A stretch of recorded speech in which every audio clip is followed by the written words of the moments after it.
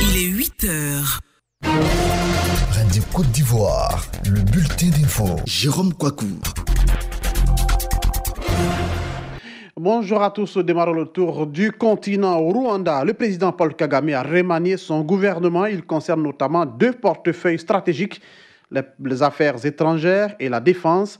Pour le premier, Louise Mushikiwabo, vous le savez, élu à la tête de la francophonie, laisse la place à un autre. Quant au ministre James Kaberebe, le désormais ex-ministre de la Défense, devient conseiller spécial du président.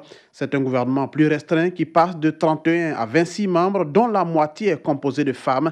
Après l'Éthiopie, il y a quelques jours, le Rwanda devient donc le second pays africain à respecter l'équilibre paritaire.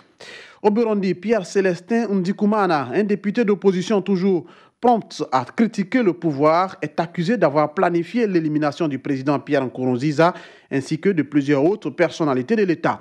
3 membres présumés d'un commando devant abattre Nkurunziza ont déjà été arrêtés et ont été présentés à la télévision jeudi soir. Parmi eux, un homme ayant travaillé comme domestique chez le député Ndikumana pendant quelques mois en 2015. Ce dernier a avoué avoir été recruté par le député dans le but de perpétrer les assassinats en question et a également avoué avoir tenté d'assassiner début octobre un couple de députés du parti au pouvoir. L'opposant burundais a vivement réagi en dénonçant un montage grossier qui vise à l'intimider et à le faire taire. Sur l'île comorienne d'Anjouan, les civils armés ne se sont pas rendus hier malgré le protocole d'accord qui leur avait été proposé. Un document officiel leur garantissait l'immunité s'ils déposaient les armes hier avant 16h temps universel. Le président Azali Assoumani a consenti à prolonger ce délai jusque dans la matinée de ce samedi 20 octobre à la demande des notables de l'île, également signataires du protocole d'accord avec le gouvernorat d'Anjouan. Au Burkina Faso, une nouvelle attaque a eu lieu jeudi soir dans le nord du pays.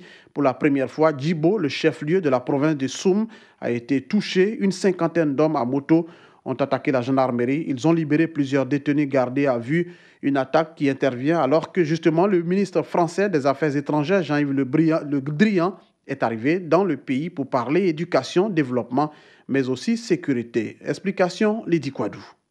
Selon des témoins, 50 hommes sont arrivés à moto. Ils ont encerclé la gendarmerie, postée de chaque côté du bâtiment et ont ouvert le feu. Les assaillants ont aussi utilisé des roquettes. Pour Séraphine Ouedraogo, chargée de communication de la gendarmerie nationale, l'objectif était bien de libérer des détenus. Cette opération spectaculaire est intervenue le jour de la visite de Jean-Yves Le Drian au Burkina Faso. Le ministre français des Affaires étrangères est arrivé jeudi soir dans la capitale Ouagadougou. La question sécuritaire est un incontournable de cette visite, même si Jean-Yves Le Drian a d'abord inauguré une maison de la jeunesse et de l'innovation. La situation s'est aggravée en quelques mois dans le pays. Djibo avait été épargné jusque-là par les violences et un nouveau front s'est ouvert dans l'Est. Il y a 2 semaines, les avions de la force française sont intervenus sur le sol burkinabé. Jean-Yves Le Drian parlera donc aussi défense, sécurité et renforcement de la coopération militaire. Au Mali, l'ONU renvoie un commandant sri-lankais soupçonné d'atrocité, le lieutenant-colonel Kalana Amunupur, opérant pour la mission des Nations Unies pour la stabilisation au Mali, la MINUSMA, est rattrapé par son passé. C'est en tout cas ce que laisse croire une déclaration du porte-parole des Nations Unies. L'ONU a en effet obtenu du gouvernement du Sri Lanka le rapatriement de ce commandant qui était à la tête d'un contingent fort de 200 hommes au sein de la MINUSMA. L'homme aurait un sombre bilan en matière de droits de l'homme sur la base d'informations reçues récemment. Cette décision de l'ONU semble faire écho à une enquête du journal The Guardian publiée en juillet dernier. Et à l'époque, le journal britannique avait cité un rapport confidentiel qui incriminait un commandant sri-lankais dont le nom n'a pas été dévoilé pour des atrocités commises dans son pays à la fin des années 2000. Un rapport réalisé par l'ONG sud-africaine The International Truth and Justice Project, enquêtant sur les atrocités au Sri Lanka.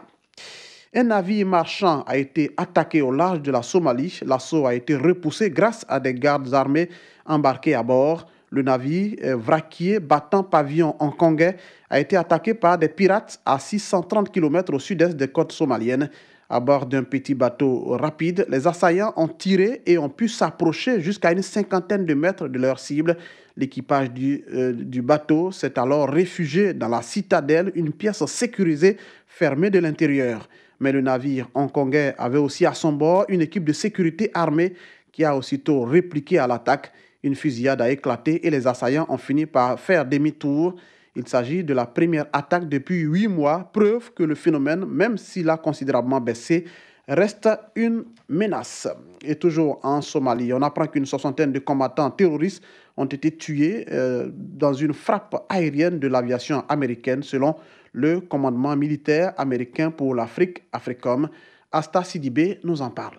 Le groupe Shebab était visé. Les États-Unis soutiennent le gouvernement de Mogadiscio, dont la lutte contre ce mouvement rebelle djihadiste, et cette nouvelle frappe a ciblé un camp d'entraînement. Cette frappe est la plus importante menée par Washington contre les islamistes Shebab, affiliés à Al-Qaïda, en Somalie depuis celle de novembre 2017. Elle avait alors fait 100 morts parmi les combattants selon le commandement militaire américain pour l'Afrique. L'armée américaine précise qu'il n'y a pas eu de victimes civiles lors de cette nouvelle opération. Cette action américaine intervient après 2 attentats suicides commis à Baidoa, dans le sud-ouest de la Somalie. Des attaques qui ont visé un restaurant et un café et fait au moins 16 victimes. Le communiqué de l'AFRICOM ne dit rien sur la nature du lieu qui a été visé, mais des informations venant de Somalie parlent d'un camp d'entraînement des Shebab. Ces frappes menées par des drones américains réduisent, selon l'AFRICOM, la capacité des Shebab à préparer des attaques, déstabilisent leur réseau d'influence et limitent leur liberté de manœuvre. Les Shebab contrôlent des vastes zones rurales dans le sud-ouest de la Somalie.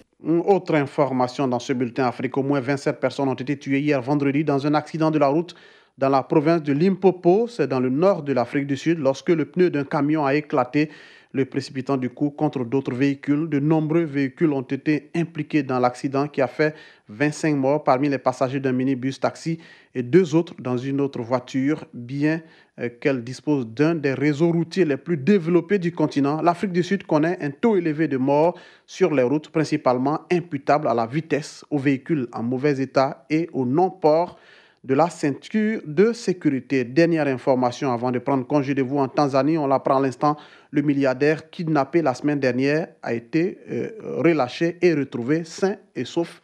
C'est ce qu'on a comme actualité sur le continent. On prend congé de vous puisque c'est la fin de ce bulletin Afrique. Merci à Valentin Kwasi. Excellent week-end à vous tous. C'était le bulletin d'info présenté par Jérôme Kouakou.